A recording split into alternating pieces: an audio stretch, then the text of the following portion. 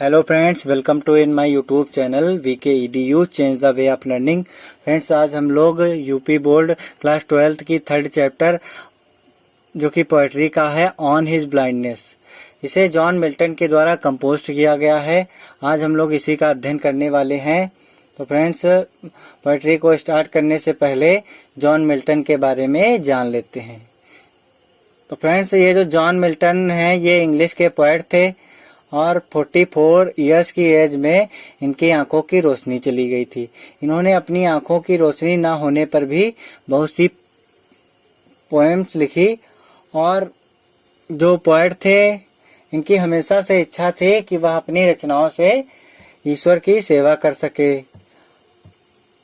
लेकिन इनकी आंखों की रोशनी चले जाने के बाद इन्हें बहुत दुख होता है और यह ईश्वर से शिकवा शिकायत करना चाहते हैं। लेकिन बाद में इन्हें इनके इनर सेंस से पता चलता है कि जो ईश्वर होता है उसे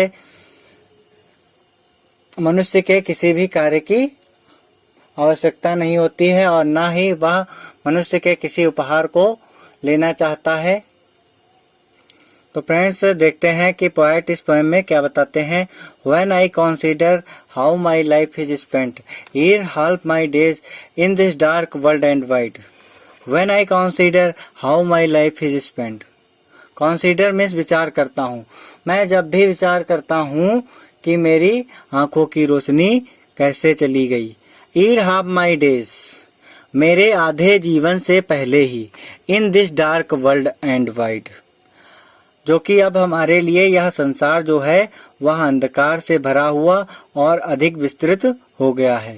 and that one talent which is that to hide, and that one talent, और जो एक योग्यता है जो पोएट के अंदर पोएट्री लिखने की जो योग्यता है, which is that to hide, जिसे छुपाने के लिए केवल मृत्यु ही है, अर्थात वह मृत्यु के बाद ही छुप सकती है। Lodged with me useless though my soul more bent, जो कि हमारे साथ बेकार पड़ी हुई है, यद्यपि हमारी आत्मा इच्छुक है। पोएट कहता है, यद्यपि हमारी आत्मा इच्छुक है to serve there with my maker, कि वह अपनी कविताओं से अपने रचयिता की सेवा करे। And present my true account, और अपना लेखा जोखा प्रस्तुत कर सके। लेस्ट ही रिटर्निंग चाइल्ड, ताकि वह जब वापस लौटे तो उसे किसी भी प्रकार की फटकार ना पड़े। चाइल्ड मीन्स फटकारना। Doth God exact day labour light denied, फिर वह सोचता है कि क्या ईश्वर को उसके कार्यों की कोई आशा है उसके आंखों की रोशनी को छीन लेने के बाद।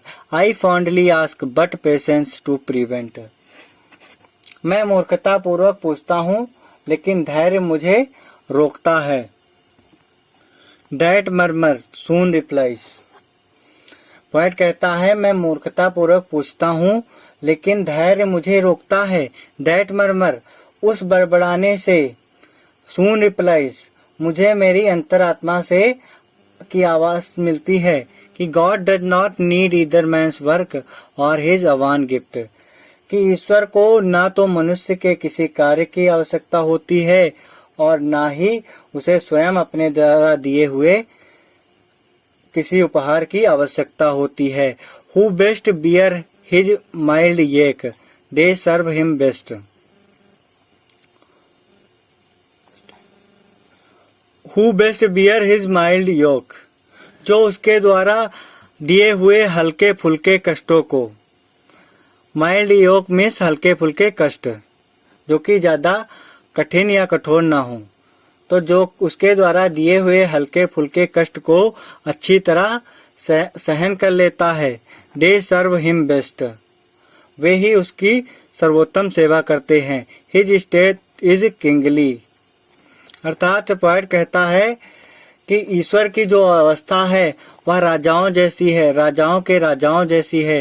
Thousand at his bidding speed and post over land and ocean without rest, अर्थात पोएट कहता है कि ईश्वर की जो आस्था है वह राजाओं के जैसी है और उसके आदेश पर उसके हजारों देवदूत बिना आराम किए हुए उसकी सेवा के लिए तेज गति से यात्रा करते हैं, और फिर चाहे पृथ्वी हो अथवा पाताल हो। They also serve who only stand and wait। और पोएट कहता है कि वह व्यक्ति ईश्वर की सेवा का अवसर प्राप्त कर सकता है जो कि धैर्य पूर्वक उसके सेवा करने के अवसर की प्रतीक्षा करता है। तो फ्रेंड्स, अगर वीडियो अच्छी लगी हो तो लाइक करें, शेयर करें, कमेंट करना बिल्कुल भी ना भूलें। Thank you friends.